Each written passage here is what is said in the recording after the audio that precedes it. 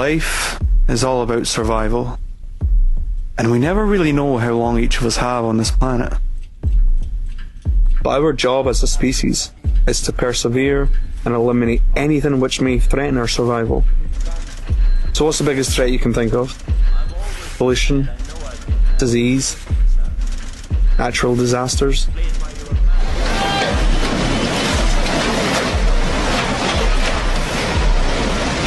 You know, looking around, the powers that be seem to have identified some pretty nasty threats. And so we have the war on terror, the war on crime, the war on drugs, the war on cancer. But when do we ever think about our basic life support needs? We usually don't have to, because luckily for us, we have a system. A system whereby the cost of living can be earned. You can gain employment and work for money, which of course provides access to food, to water, to shelter. And it's a good thing we have this system, because without money, you're as good as dead. But if you're without a job, no need to worry, because, yeah, again, we have a system. If you're out of work, for whatever reason, simply apply for government aid. See, all the people with jobs pay taxes. And since the government understands that a certain level of unemployment is to some degree to be expected, they simply dip into some of that tax money and hand it over to those without jobs through a magical process called redistribution. But what would happen if all these jobs suddenly disappeared?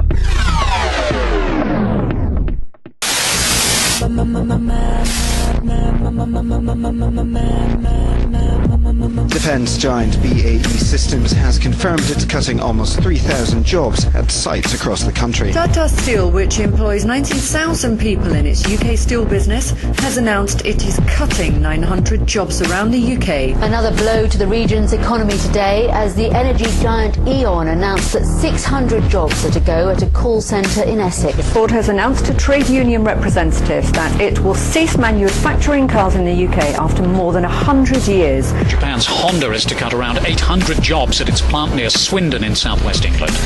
And we start tonight with news that the BBC has announced cuts and job losses across the region as part of a plan to make 20% savings. Hundreds of police jobs have already been slashed, with thousands more under threat. Kodak, the firm that invented the handheld camera and remains one of America's best-known brands, has filed for bankruptcy protection. Rangers Football Club, one of the most famous in Britain, has announced it's gone into administration. More than 300 of the 800 stores that Woolworths used to occupy are still standing empty more than a year and a half after it collapsed at the end of 2008. More retailers are expected to go bust over the next few months. All 187 outlets are to be shut, with the loss of almost 1,400 jobs. The administrator said it is apparent that we cannot continue to trade. It was once Britain's biggest sports retailer, but today JJB Sports announced plans to go into administration. 6,500 jobs are at risk after the electrical retailer Comet announced it's going into administration. More than 4,000 jobs at risk after HMV announced that it was going into administration. It follows other chains. It's Blockbuster. It's become the latest casualty on the high street this week. A quarter of its stores are going to close. More than 700 people are going to be made redundant. There's serious doubts now about the future of around 6,000 jobs in the UK after the company asked for its shares to be suspended last Wednesday. Former Stands employees have come to the decision to occupy the store as a direct consequence of the actions of management. A buyer hasn't been found. The group currently employs a total of nearly 4,000 staff. Taiwan's IT giant Foxconn announced it plans to replace up to 500,000 human workers with robots in the next 3 years. It's called Scan and Do Shop. Customers love it. Very simple system. Each load is almost 300 tons. But look closely, there's no one behind the wheel. The facility boasts the first robotic system in the UK to deliver supplies such as linen and food, and an automated robotic pharmacy. 井上さん、ミルクティーですね。岩下さん、オレンジジュースですね。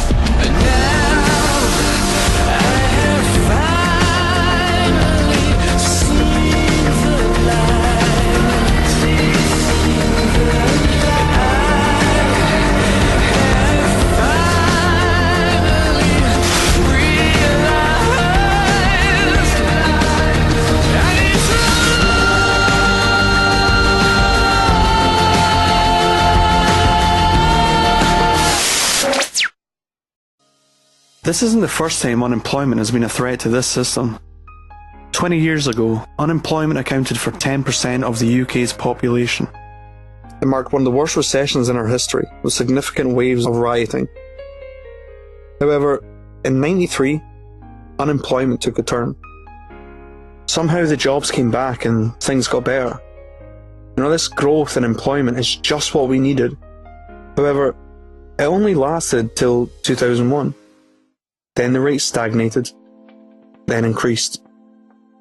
By 2009, we were back to around 8%. But it's reassuring to see the recent trends of unemployment have slowed since then. Or at least it would be reassuring if it weren't for this. This chart shows the trends of part-time versus full-time employment. Notice how the increase in part-time employment runs almost parallel to the decrease in full-time employment. So where one person may have been working, say, a 40-hour week contract, now two people would each be contracted 20 hours. And funnily enough, this crossover section occurred in 2009.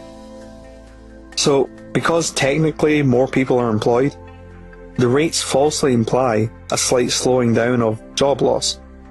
But in reality, the amount of available work is shrinking, and the economy is only getting worse.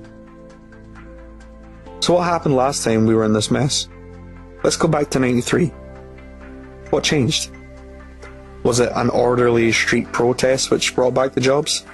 Perhaps it was some well thought out policy from Parliament that changed things. Maybe everyone just stopped being lazy and simultaneously arrived at the decision to go out there and get a job. But maybe it has something to do with technology. In '93, Microsoft released their Windows NT operating system. Intel developed the first Pentium processor. And the National Centre for Supercomputing Applications released version 1 of Mosaic, which was to be the world's first internet web browser. It's estimated that the internet grew throughout the 90s at a rate of 100% per year, subsequently improving global communication and creating many job possibilities within developed countries. Now, to remove any speculation as to whether or not this was the reason for the growth in jobs, it should be noted that throughout the 90s, our employment trends were almost identical to the US trends, and in a 2007 paper, a team of Harvard economists found the economic expansion of the 90s was in fact driven by the increased efficiency in the production of IT, including computing, software, and telecommunications. The birth of the internet had propelled us into a new age and saved us from further degradation. However, while emerging technology is responsible for having created many new jobs, technology has been known to replace jobs throughout history. When employment stagnated in 2001, this wasn't because technology had stopped expanding or that there weren't any new ideas. The stagnation is simply because technology is ever improving, and the amount of new jobs were being matched by the number of job losses. Economists will always deny that technology replaces jobs. It's called the lump of labour fallacy. Essentially, it's the notion that technology merely redistributes human workers. The jobs which become obsolete or automated simply allow humans to explore new sectors, perhaps even invent new industries which have yet to be conceived of. Well, while this idea may have been partially true in the past, the argument simply doesn't hold up anymore. Computers these days are much smaller, faster, and durable, with ever-increasing mobility, dexterity, and artificial intelligence. They also become cheaper as time goes on. Moore's law demonstrates how computer processing power doubles approximately every 18 months. So, even if we were to create new jobs, why are we pretending we would give these jobs to humans? Automation, thus technological unemployment, is a mathematical inevitability of a system based on perpetual growth. And this pending eventuality is vastly misunderstood by the majority. And what's worse, when human beings don't understand something, that's where fear comes from. We fear what we don't understand, and we fight what we don't understand.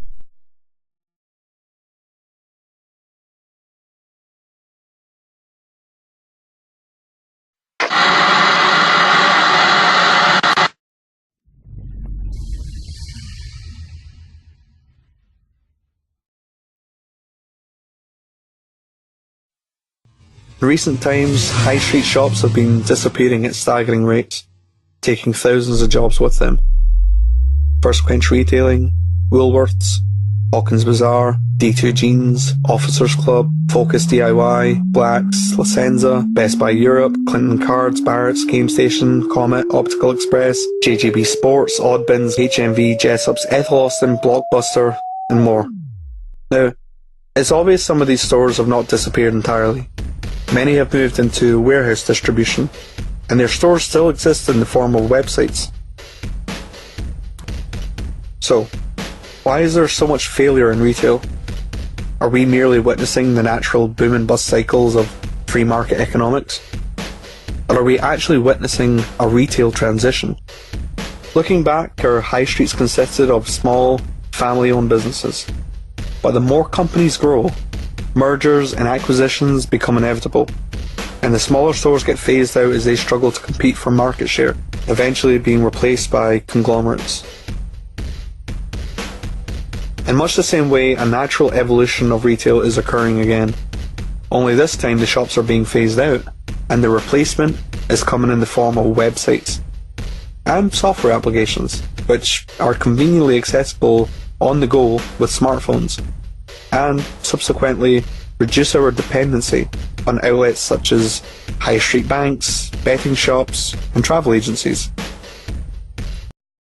Now, taking a look at retail outside of online threats, perhaps there is also something to be said about specialist shops in times of recession. If we had a shop dedicated to just socks, would that work? Maybe in these hard times it's not surprising why all-in-one stores like Primark seem to be staying afloat. You want a shirt? Primark. You want a dress? Primark. Shoes, costume jewellery, candles, cushions, towels, even a mankini. And the comfort of finding everything under one roof also extends to the supermarkets.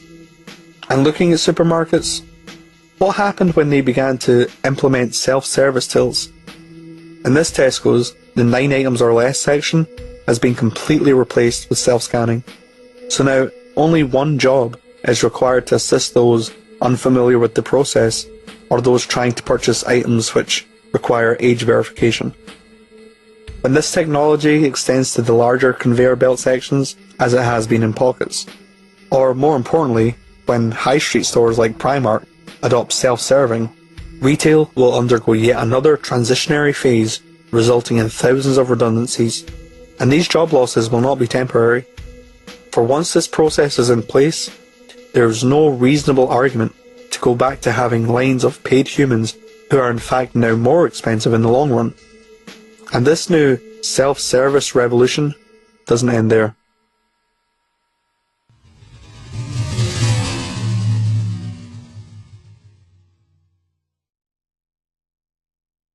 General convenience stores are now entirely replaceable with vending machine kiosks. A company called Shop24 has over 190 locations in Europe, and they have already begun UK implementation. And as the name suggests, these vending stores are open all hours, giving them an even greater advantage over conventional human-required methods. Vending machine stores will also start to crop up in the form of sweet shops and on-the-go cuisine, offering hot drinks, soft drinks, desserts, chips, noodles, hot dogs, even pizza. Complete vending machine integration of cafes and lunch bars are on the horizon, as well as local pubs consisting of alcohol, cigarette and pub food vending. The only human required job here would be a moderator / bouncer hybrid, ensuring no one under the legal drinking age gains access.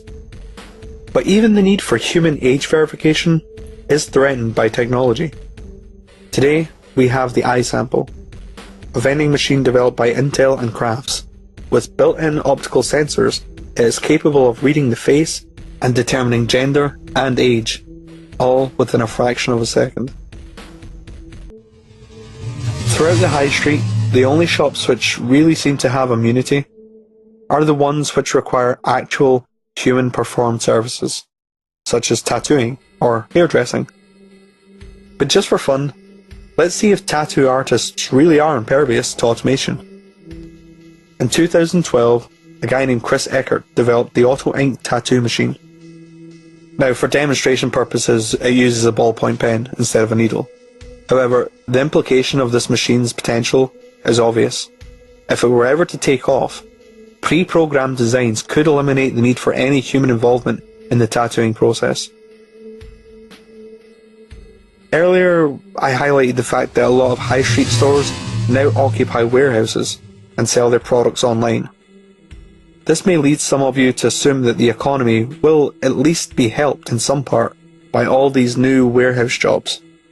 Well, it seems even these jobs are under attack. For example, Amazon is the world's largest online retailer and currently have 12 fulfillment centres across the UK. But in May of 2012, Amazon purchased the American Kiva Systems for $775 million. What is Kiva? Kiva is an autonomous robot which uses optical sensors to navigate through a warehouse. It reads inventory items as bits of digital information, which is then organised through complex algorithms in much the same way that Google organises web pages. They can pick, pack, and ship anything sold online faster and for a lot less money than a human. These efficiencies allow Kiva to gather goods within minutes of an order, allowing the remaining human workers to ship up to 4 times more packages in an hour. Similarly, the Spanish Boinesa group have incorporated 2 automised facilities. The first stores products directly as they are being unloaded from delivery vehicles, guaranteeing complete control and traceability of goods. And in the second, once products have been calibrated and classified, they are placed on double-depth shelving, which allows for twice the storage capacity without having to increase the amount of stack cranes used. Since Boinesa switched to using the high-speed automised facilities, they have eliminated the need for human operator intervention and have increased their product control and warehouse security to the extent that output is now 5 times the amount of a conventional warehouse.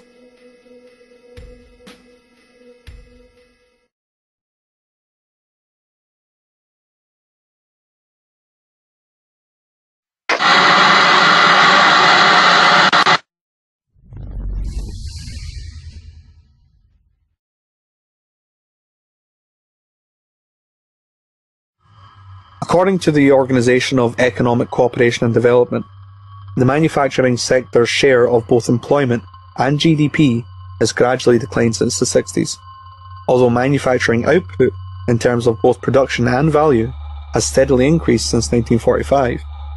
The reason, of course, is technology. And looking at the production of an automobile, it's easy to see why we prefer using machines. If these trends continue, it's not far-fetched to think most, if not all, factory workers will eventually be replaced by machines. Now, there's 3 main reasons as to why factory automation has yet to be fully integrated across the board. 1. Vulnerability. An automated system usually has to be pre-programmed for each specific task, which make them susceptible to committing errors outside of their immediate scope of knowledge. This makes them typically unable to apply simple rules of logic to general propositions. However, machines today have far more mobility and dexterity than ever imagined, and instead of having to be pre-programmed for each motion, machines are gradually gaining autonomy, being able to detect objects and predict movement. The second reason is due to unpredictable, excessive developmental costs. The research and development costs of automating a specific task can often exceed the cost saved by the automation itself. The third reason also has to do with affordability. High initial costs. Automating a new product requires an initial investment, which is usually quite expensive when compared with the unit cost of the product, even though the cost of automating may be spread among many products over time. The decision to automate is therefore reserved for products which have proven to be profitable and unlikely to change, as any alteration could require the reprogramming of machines. Now, these 3 problems have been an issue since factory automation began, but as time goes on, the machines improve and the cost of automating declines. For simple assembly line tasks, it's certainly been cheaper to have human workers. However, in mid-2012, an American company called Rethink Robotics launched the Baxter robot. Baxter is a revolution in assembly line manufacturing, as it can be programmed to perform a multitude of tasks, and the best part is, you don't even have to be a programmer. Simply grab his arms, guide him through the motions of the required task, and then leave him to get on with it. If another task is required later on, simply grab his arms again and reprogram the motions. Baxter is currently on the market for around £14,000, which is an extremely affordable initial investment cost, and taking into account the average lifespan, it works for less than £3 an hour, 24 hours a day, 7 days a week, and doesn't require tea breaks. This robot is set to revolutionise the entire manufacturing industry. Aside from factory jobs being replaced by machines, there are many products today which are quickly becoming altogether irrelevant. For those of us with smartphones and tablets, the following examples may appear too obvious to require a detailed analysis.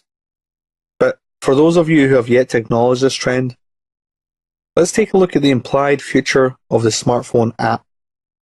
Currently, apps are in the process of killing a vast range of physical products, most obviously paper products. Novels, comic books, cookbooks, puzzle books, phone books and yellow pages, dictionaries, encyclopedia, magazines, newspapers, shopping catalogues, road maps, photo albums, calendars, diaries, and of course, many products associated with stationery. Then there are electrical products such as calculators, radios, alarm clocks, camcorders, voice recorders, remote controls, karaoke machines, guitar tuners, amplifiers and effects pedals, GPS navigation, video game cartridges, and even board games are having their physical necessity challenged by software. Digital alternatives may not yet be adopted by the majority, perhaps mostly because of nostalgia rather than efficiency. But the children of the future are not going to care about the toys of the past.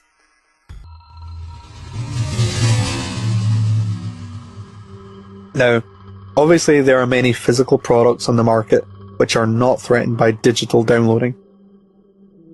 However, in October of 2012, the City of London was host to the world's first ever consumer 3D print show, displaying how 3D printing can allow customers to download and print a vast range of products as and when they need them. Now, this is not merely a glimpse into a hypothetical future. 3D printers can already build products from a range of materials, including plastic, chocolate, glass, concrete, and even metal. So, what products could we print? Well, just about any basic household items from plates, bowls, mugs, bottles, cutlery, Tupperware, lampshades, photo frames, furniture, musical instruments, figurines, even a wrench printed with fully moving parts. So you may be wondering just how far in the future 3D printing is and how expensive these things are going to be. Well, let's look at the RepRap project. RepRap is a self-replicating 3D printer, meaning it can print most of its own parts. So if you have one, you can make another one. And the great thing about RepRap is that it is open source, meaning its design is not owned or constrained by copyright. It's completely free for anyone to use and improve. Today, 3D printers can be purchased from open source groups like RepRap and Fab at Home, or commercially through pp3dp.com and Cubify. But perhaps you don't have the room for a home 3D printer. Well, there is an option of ordering 3D printed products online through services such as Shapeways, Sculpteo, and iMaterialize. Companies can also employ the mass producing of 3D printed products through organizations such as Thingiverse and Craftworks. The world of 3D printing is huge and is here today. And just like every other technological advancement, as time goes on, these things will become more and more affordable. And every company which currently produces all those household items will simply become financially unsustainable.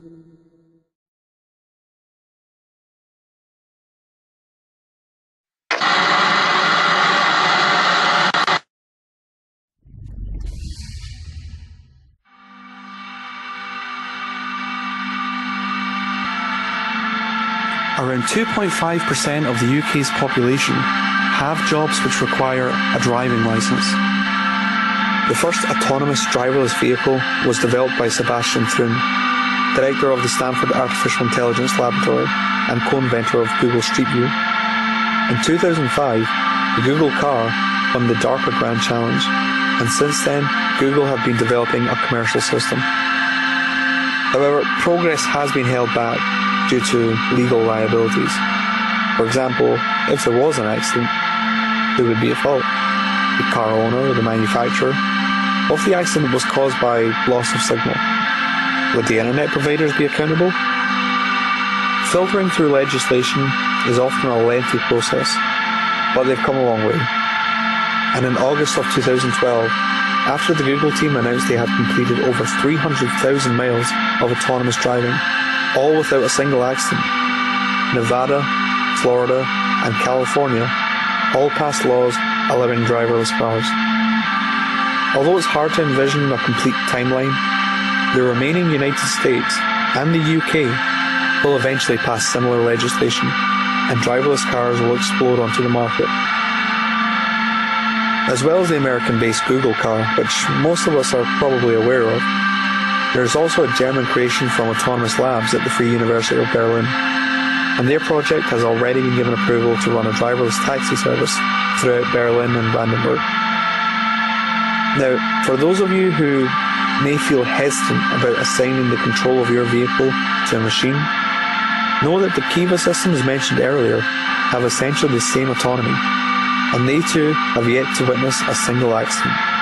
Compare that to the UK's current yearly rates of 3,000 motor vehicle incidents resulting in fatalities, 35,000 resulting in serious accidents, and a total 276,000 severities. Clearly, it would be societally irresponsible to maintain dependency on human drivers while the safer option is available. And in making a safer society, all jobs associated with public transport and delivery of goods could be achieved without human involvement.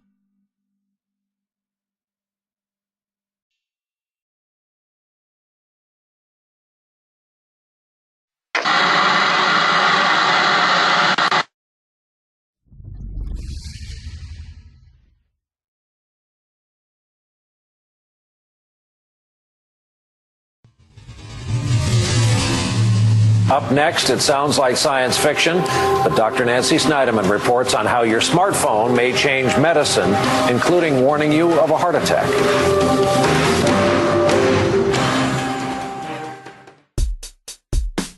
By modifying an iPhone with this ECG attachment and using the Alive ECG app, your heart rate, temperature, oxygen and fluid levels can all be recorded with the results directly uploadable to your cardiologist. Blood, saliva, urine, and even sweat can all be tested with this device. Combined with a wireless ultrasound, full physical checkups can be carried out remotely from anywhere in the world. There's 20 million, over 20 million echocardiograms done a year. So 20 million times $800, that's a lot of money. Probably 70, 80% we can get rid of just by having this part of the physical exam. As for prescription medicine, perhaps the biggest threat is not with technology, but rather in the curing of illnesses. 15-year veteran of the pharmaceutical industry, Gwen Olson, stated, "The pharmaceutical industry is in the business of disease maintenance and symptoms management.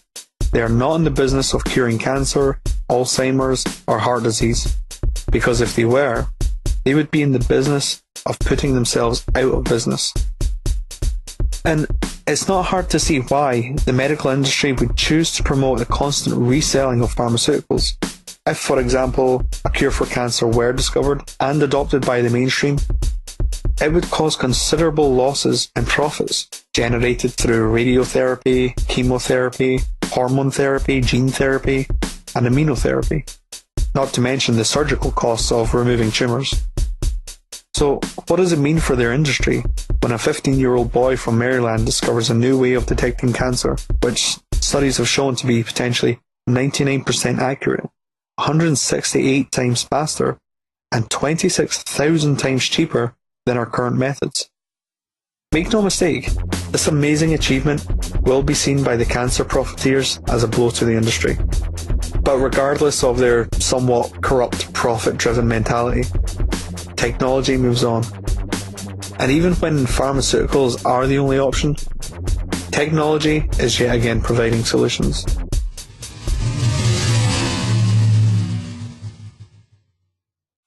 Organic chemists make molecules, very complicated molecules, by chopping up a big molecule into small molecules and get reverse engineering.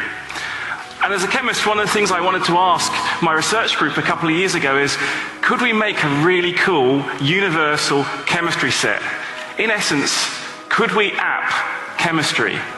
Well, to start to do this, we took a 3D printer and we started to print our beakers and our test tubes on one side and then print the molecule at the same time on the other side and combine them together in what we call reactionware. And so by printing the vessel and doing the chemistry at the same time, we may start to access this universal toolkit of chemistry. Now, what could this mean? Well, if we can embed biological and chemical networks like a search engine, so if you have a cell that's ill that you need to cure, or bacteria that you want to kill, if you have this embedded in your device at the same time and you do the chemistry, you may be able to make drugs in a new way. So how are we doing this in the lab? Well, it requires software, it requires hardware, and it requires chemical inks. And so the really cool bit is the idea is that we want to have a universal set of inks that we put out with the printer, and you download the blueprint, the organic chemistry for that molecule, and you make it in the device. And so you can make your molecule in the printer using this software. So what could this mean? You don't need to go to the chemist anymore. We can print drugs at point of need. We can download new diagnostics. Say a new superbug has emerged. You put it in your search engine and you create the drug to treat the threat. So this allows you on-the-fly molecular assembly.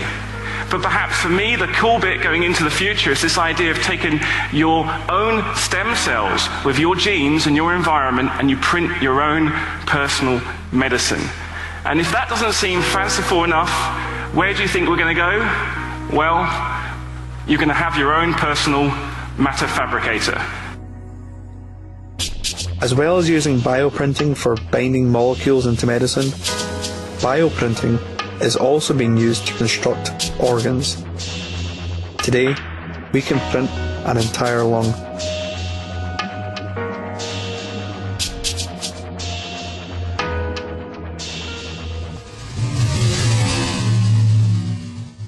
Now, looking at hospital care, I'm sure most of you are now aware of these telepresent robots, which allow intensive care specialists to remotely communicate with patients across multiple hospitals. And as the robots have the ability to transmit information regarding the heart and breathing, examinations can occur much faster while actually reducing the workload of hospital staff, since it eliminates the need for patients to be transferred to intensive care units in some cases. The hospital's workload is also being reduced by Aethion's TUG system, in which an autonomous robot courier can make their rounds carrying prescriptions, medical waste, food trays, and up to 200 pounds of laundry.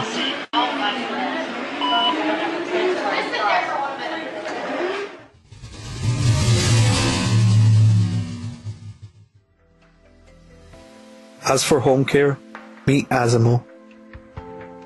Asimo is a humanoid robot created by Honda, with the aspiration of helping people who lack full mobility. Since he was first introduced in 2000, he has gradually improved in mobility and communication. Now, there are many people who irrationally fear technology, with their frame of reference limited to what they see in movies. But in reality, technology is the provider of many solutions across the full spectrum of health and illnesses.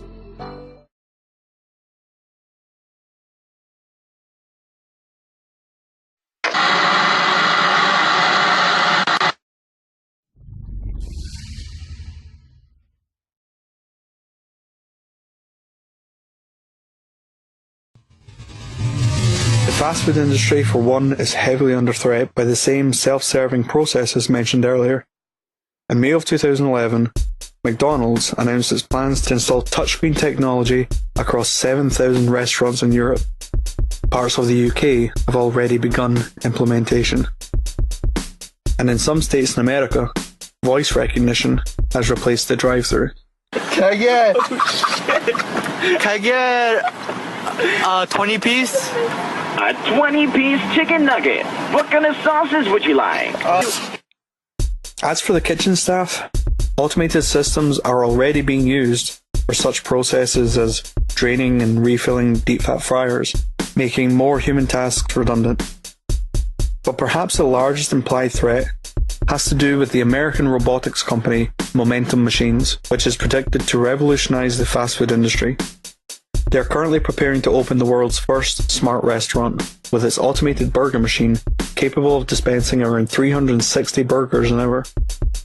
Not only does their machine construct and cook patties, it also slices toppings to order, and the technology even allows for customization, composed of meat ground to order and assembled in whatever combination the customer desires.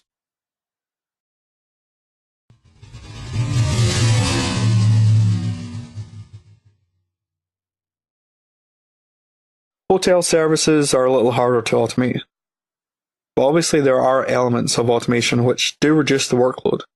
Straight away, you have automatic check-in and a restaurant that turns into a dance floor.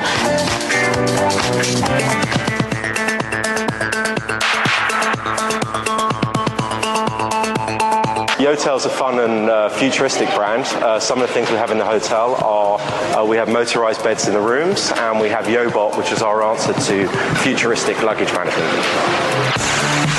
Even cleaning and maintenance is potentially threatened by a series of robots, such as the Roomba autonomous Hoover and the Winbot autonomous window cleaner.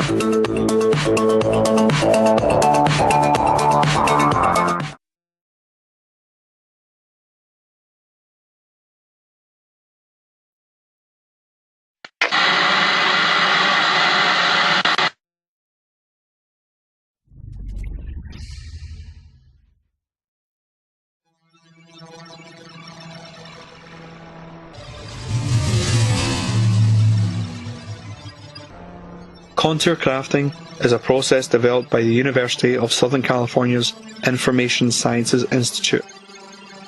Though originally conceived as a method to construct molds for industrial parts, the technology of rapid home construction was proposed as a way to rebuild cities after natural disasters occurred. Currently, it uses a computer-controlled crane to distribute concrete layer by layer, incorporating plumbing and electrical network installation. With contour crafting, buildings are rapidly and efficiently constructed with zero manual labour, zero waste, and little emission.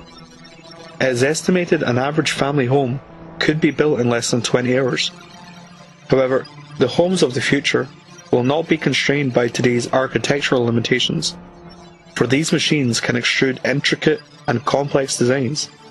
Perhaps the design of your home will only be limited by your imagination.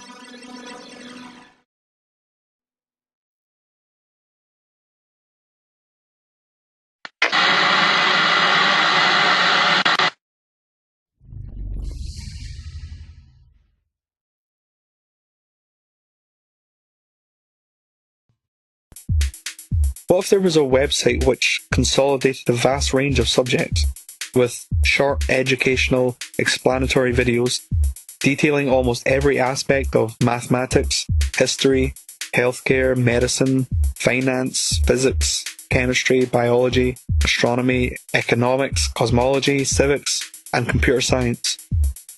Well, that website exists. It's called Khan Academy. Developed by Salman Khan in 2006.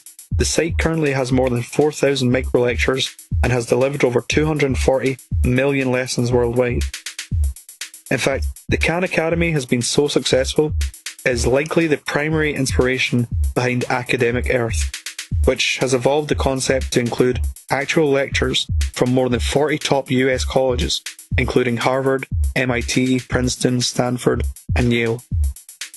Since Academic Earth, a group of educators from Stanford University have formed Coursera, adopting the same principles as Khan and Academic Earth. However, with Coursera, Upon the completion of online courses, students are awarded certificates, which can and indeed have been used to gain employment, and in some cases as a substitute for credit in real-world educational institutions.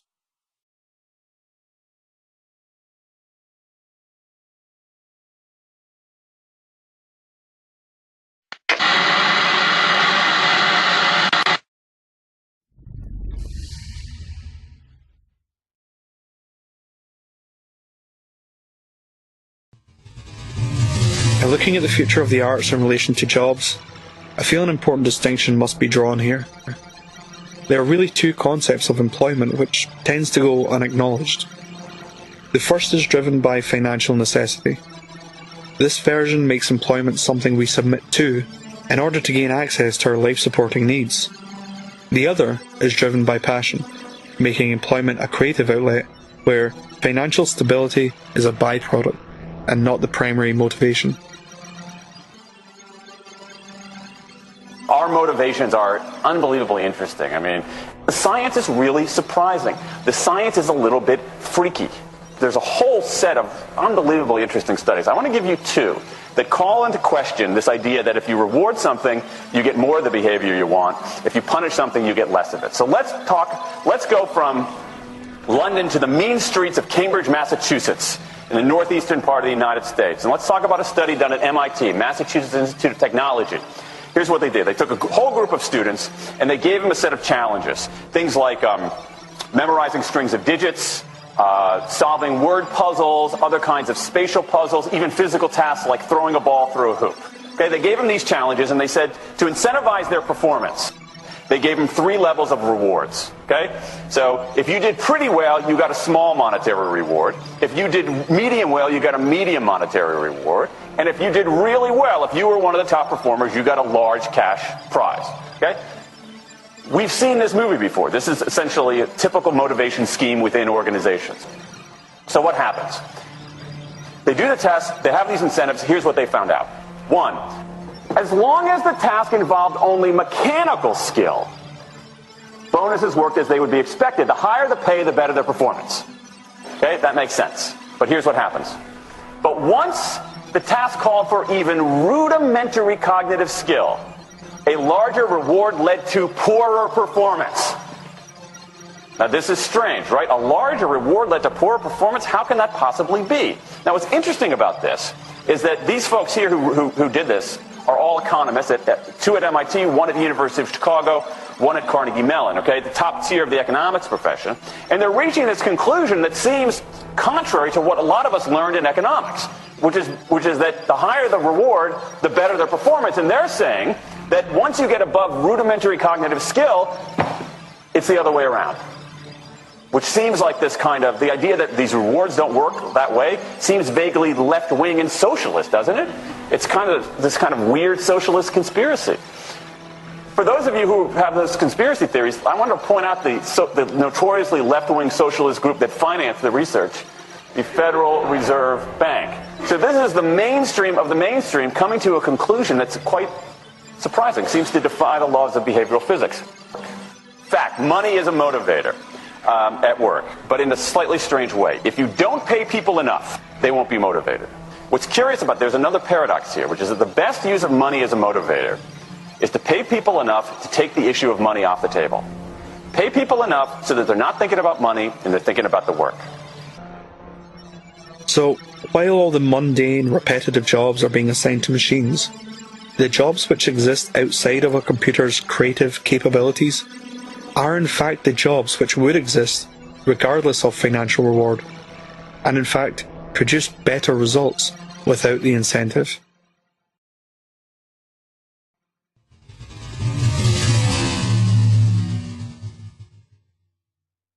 Earlier we looked at the possibility of certain media companies becoming exclusive to app form, but what would the future of media look like if a website such as YouTube decided to adopt the same feature of paid subscription viewing, incorporating, say, an embedded planner interface?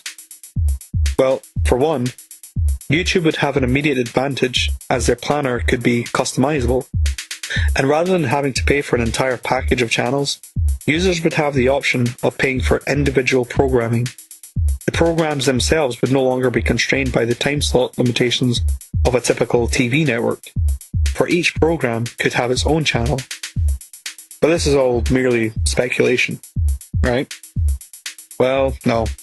Turns out YouTube are currently preparing to switch on live stream subscription viewing.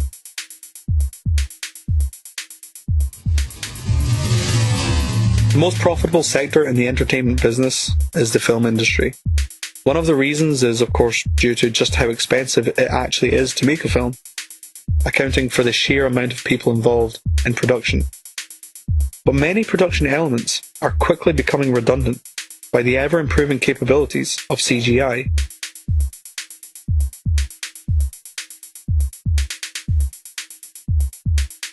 If filming outside, you only have a few hours of light each day to maintain continuity. With CGI, backdrops and lighting can be controlled in a greenlit studio. As far as on-screen performances, movies tend to have dozens of actors each requiring multiple takes of a scene, and character CGI has typically been reserved for cartoonish features. Well, as the technology advances, CGI is getting ever closer to reflecting reality. Okay, first thing, smile, frown, look mean, eyebrows up, eyebrows down, move your mouth around like this. Now go A, E, E, I, O, U. Very good. Okay, now. With CGI, an actor could perform every scene of a movie inside a greenlit studio. And since his image is rendered, you could have a single actor performing every role in an entire movie could be performed by just 4 or 5 actors. And since their emotions would be captured and stored on the computers, in the future, rather than having to shoot a scene over and over until finally getting the desired emotional response, perhaps directors will have the option of choosing from a database of pre-programmed actions. All of this implying mass reduction in the volume of people needed to make a film. Now, I'm sure many of you will see the lump of labour fallacy here and point out that new jobs would emerge in the form of building the CGI. However, video games are entirely CGI, and the development of a game currently costs between $500,000 and $5 million. Compare that with the starting price of $200 million for a Hollywood movie.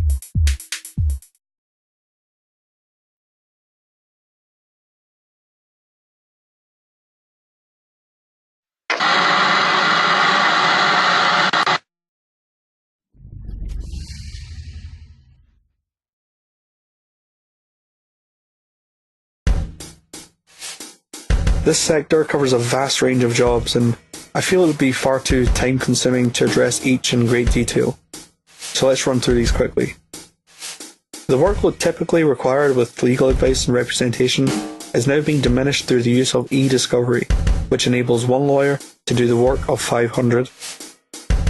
Accounting services are being replaced with software such as Cashflow, which can actually track bank transactions, obviating the need for manual input accounting. Translation and interpretation services are also being replaced with software, such as Lingo, which uses Apple's Siri technology to translate between 35 languages in real time. Architectural work may over time become less of a specialist subject. As computers grew throughout the 90s, necessity demanded the majority of us familiarise ourselves with operating systems. I believe the advancements in 3D printing will demand more people become familiar with computer-aided design, and as the software improves, perhaps much of the architectural process could be constructed in a program similar to a Sims game.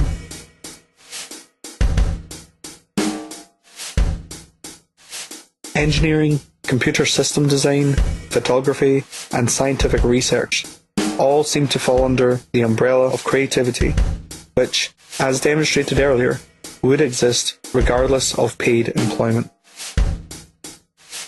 Advertising services may also be under threat if YouTube were to eliminate their competition and also incorporate a paid viewing feature which disables advertising. Consulting services, I think, can easily be replaced with advanced voice recognition software.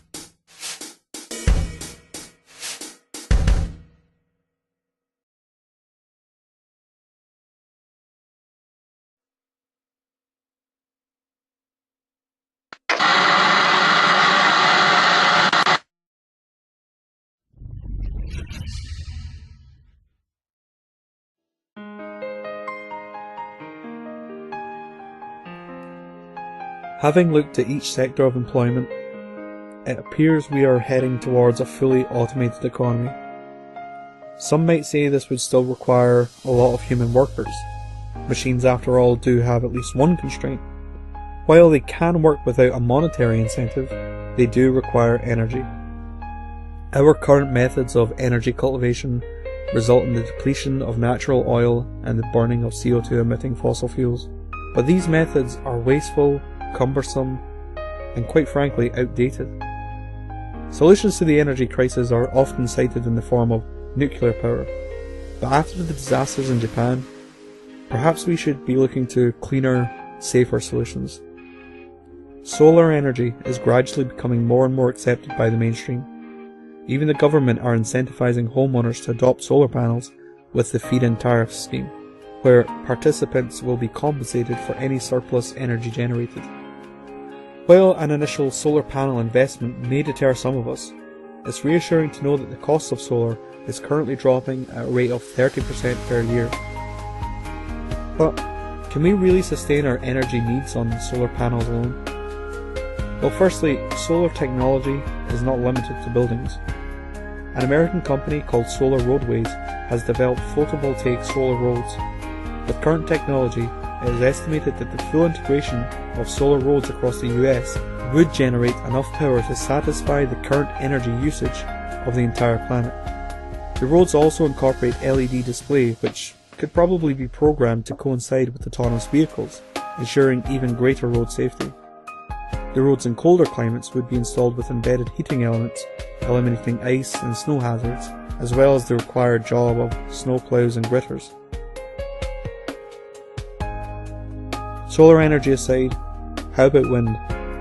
According to the US Department of Energy, if wind turbines were fully harvested in just 3 of America's 50 states, the energy cultivated would be enough to power the whole of the USA. But wind farming is also not limited to the gigantic turbines which most of us are aware of. We could be utilising vertical axis wind turbines with magnetic bearings, which cause the wind vane to levitate, reducing the friction and cutting wind speeds usually hindered by gears. You could literally blow on these things and create energy. So what happens when we place vertical axis turbines inside street lamps? Well, when a vehicle drives past, it creates a gust of wind, and in turn powers the lights. Then we have tidal power. According to the Crown Estate, the UK has the potential to harness up to 153 gigawatts, accounting for more than 20% of our current energy usage. They also found a potential 27 gigawatts from wave energy. And then of course, we have geothermal power. So here's the Earth. In countries like Canada and the United States, seasons come and go. In the summer months it can be quite warm, and in the winter very cold. While the temperature of the surface of the Earth changes with the seasons, the temperature of the ground below the surface does not. Even at just 2 meters or 6 feet under the ground, it is about 15 degrees Celsius or 60 degrees Fahrenheit all year round. Geothermal takes advantage of this consistent temperature and uses it to heat and cool homes. So how does it work? First, a large hole is made into the ground and filled with a series of pipes. A special heat-absorbing fluid constantly runs through the pipes. In the winter, heat from the ground is absorbed into the pipes and pushed upwards, where it can be circulated throughout the house. In the summer, the process is reversed. Heat from the house is absorbed into the pipes and pushed downwards, where it can be stored within the cooler earth. So what are the benefits of geothermal heating? Well, for one, you can save a lot of money. Geothermal uses way less energy to operate, and this means a heating bill that is up to 80% lower than that of a traditional heating system. Secondly, geothermal doesn't run on fossil fuels like oil or gas, and therefore produces significantly less greenhouse gases. So look into geothermal today for a cleaner and sustainable source of energy.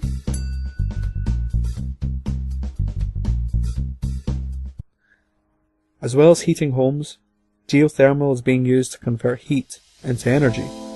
And in a 2006 MIT study, geothermal was found to have an energy potential of 2,000 zenojoules. The total global energy consumption is currently around 1/2 a zenojoule per year, signifying 4,000 years of planetary power from geothermal alone, meaning the powering of an automated economy is simply a non-issue. But then there's the other argument regarding machine maintenance. It is now a general assumption that machines are constantly in need of repairs. And, well, this is true, at least with respects to market products. See, within the market, there is planned obsolescence. In order to maintain cyclical consumption of goods, it is crucial that products have a short lifespan. The biggest issue and potential flaw to me over this invention is the fact that it's not an invention or a product that actually will be purchased more than once. You kind of almost want your product to break occasionally. If we were to remove our dependency on cyclical consumption, we could instead create products to last. The only threat to a machine's lifespan would be atmospheric erosion. And this is why in the future, all machine parts will be treated with a super hydrophobic coating which uses nanotechnology to repel water and refined oils.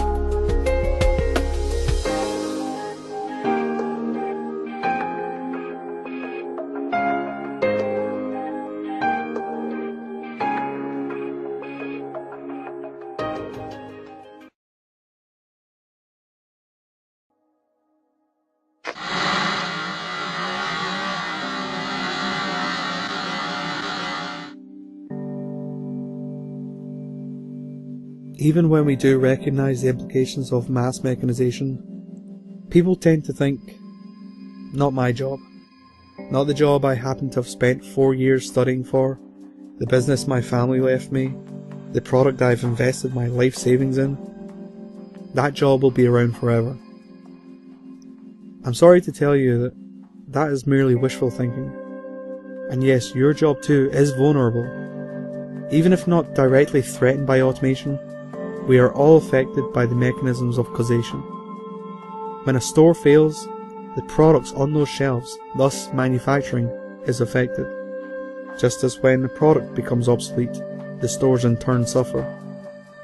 Also, when 50% of household products are either redundant or freely downloadable, what do you think will happen to the world of advertising? Autonomous cars eliminate the need for a driving license, thus the need for driving schools and instructors. And since accidents are near impossible, there will be a reduction in time with car insurance companies, repair shops, and of course, taxable offences relating to speeding fines and the like.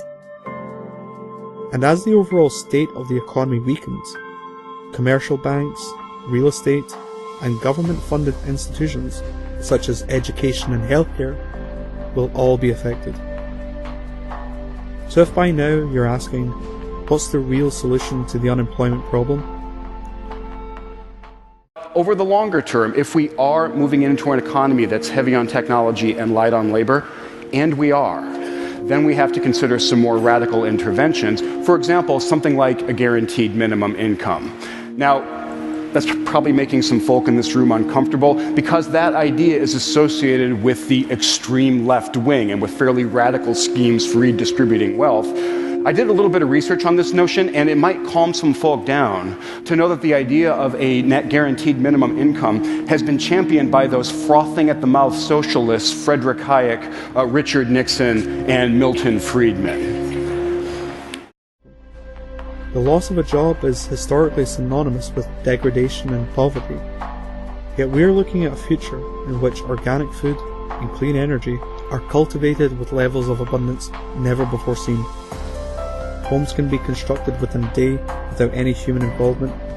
All tools, aesthetic objects, and even medicine are designed, downloaded, customized, and printed on demand, either made from in your home or delivered via autonomous vehicles, which have improved road safety and reduced travel time. Then of course there's better healthcare, free education, less waste, and this is all to say nothing of the explosion in entertainment. The real solution to our problems have nothing to do with capitalism, socialism, communism, the free enterprise system, or any other sub-related group, for these are market economies. And as the financial market dies, we need to transition into a new, sustainable economy, one which is designed around ensuring our survival, meaning we must all have equal access to life-supporting needs without the ridiculous number game or any monetary exchange. We have the technology and the understanding today of how to scientifically orient our resource distribution. But of course, these types of transitions are never easy. There is nothing preventing a temporary period of mass poverty and starvation. In fact, there's nothing preventing us from holding on to this outdated, competition-based, infinite growth market economy until we have nothing left. By raising awareness of our technological potential and having the population understand the imminent need to transition, we can alleviate the fear usually generated through ignorance and allow the change to happen with little opposition. Now, luckily for us, I don't have to sit here and propose setting up a mass awareness raising campaign. It already exists. With over 500,000 members and hundreds of chapters worldwide, the Zeitgeist movement is the largest grassroots movement in history and has set out to raise awareness as to our true potential on this planet, while at the same time advocating a transition into a new, sustainable, global paradigm.